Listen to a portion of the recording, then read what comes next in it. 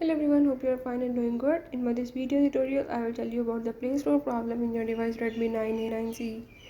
So if in this device you are having any problem related to Play Store, like your Play Store is not working or you are having the sign in or login problem or not downloading the apps, you can fix it by the way as I will show you. Before that, if you are new to my channel, don't forget to subscribe and press the bell icon.